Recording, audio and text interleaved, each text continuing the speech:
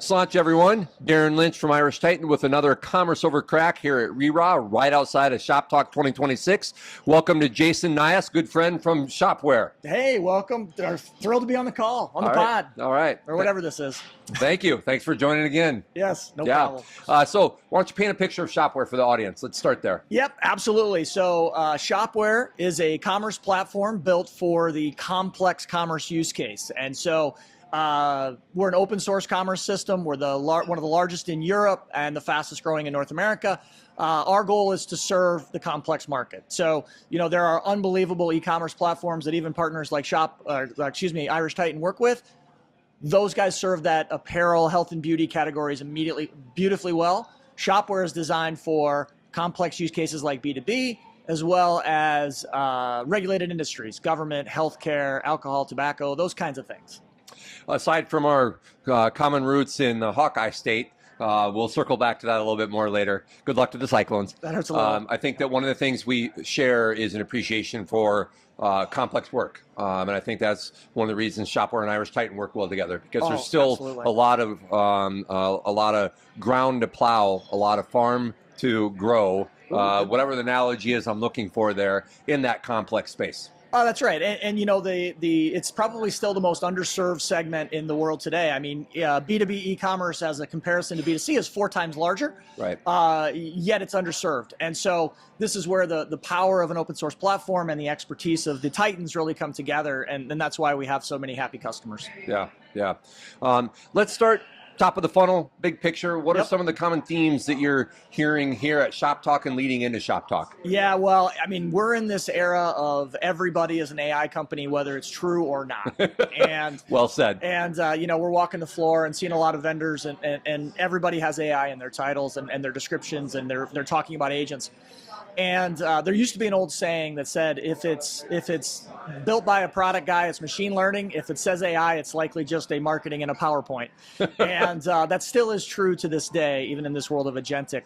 And so I think today what merchants are struggling with is this: everybody says they're AI.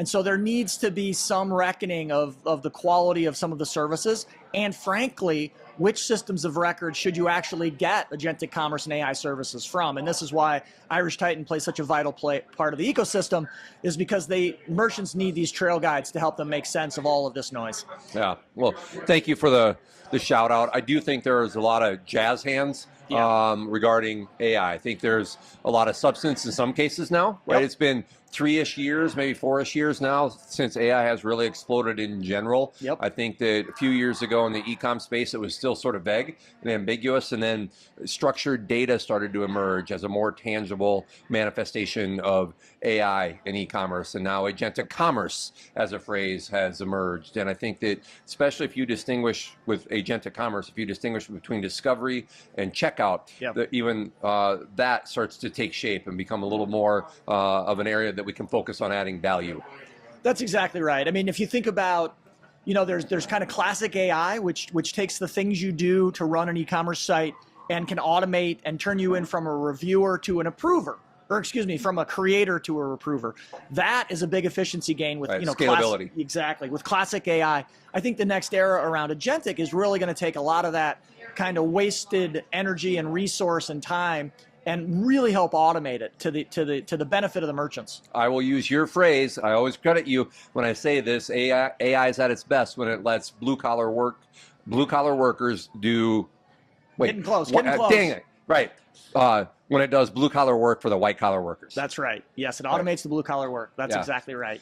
So I think that one of the interesting perspectives that you have in your seat and with Shopware's positioning is B2B, as you mentioned. Yeah. And so how would you describe AI's manifestation, agentic commerce, AI commerce, from a B2B perspective?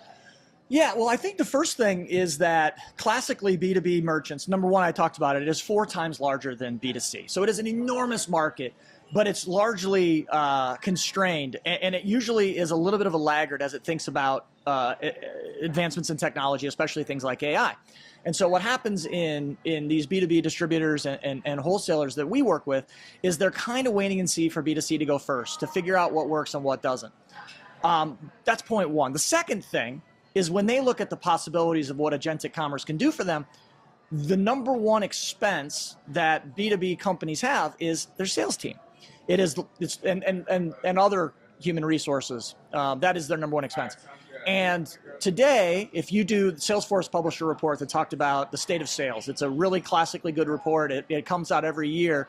But if you select your industry and you pick, let's say, distributors, and you figure out where salespeople spend their time, only 25% of salespeople's time in B2B is actually spent selling. So that means there's 75% of their time spent not selling. Things like following up on orders, things like data entry into systems that aren't connected, things like travel to a small number of customers, ignoring the long tail. So the real unlock for B2B is when you can start to deploy agents that make your sales reps more effective and allow them to make more money, sell more deals, and be more efficient. So to me, that's the big unlock. It's not about hiring these agents and you no longer need people for anything. That's a little dystopian of a view.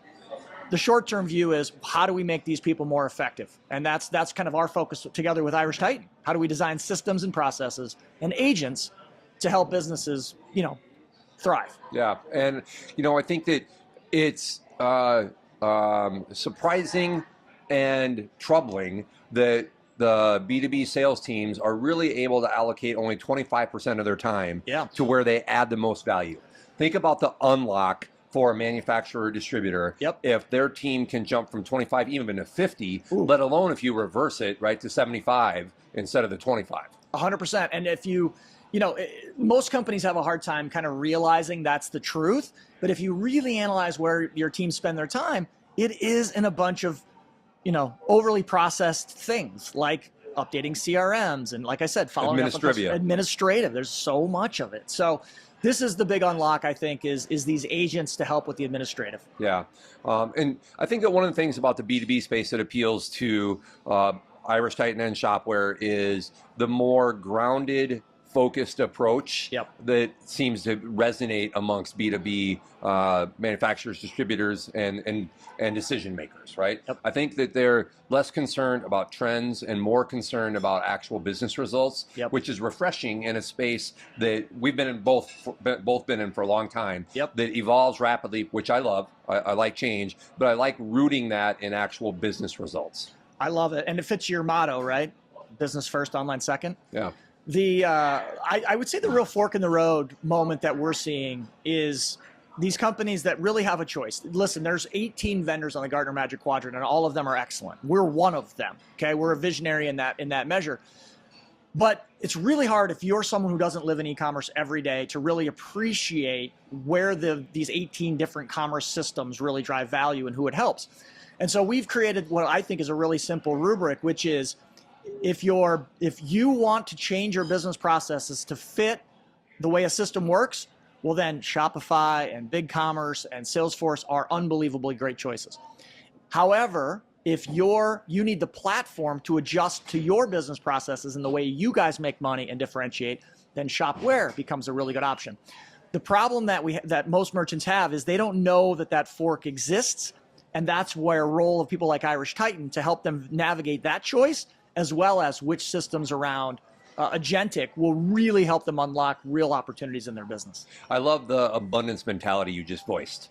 Name checking some competitors that you know and respect. And I think that abundance mentality is one of the things that first attracted me to the industry, right? I have peers that I know and respect, some of whom are going to be interviewed here in the Commerce Over Crack episode today, a few of them, right? And I think that is a spirit that is common in our space, and those of us who tend to be in the space longer and hopefully positively impact the space are the ones who share that. Yes, absolutely. Long-term thinking. You always should try to work with partners who have long-term kind of horizons as the way they think about the opportunities. Yeah.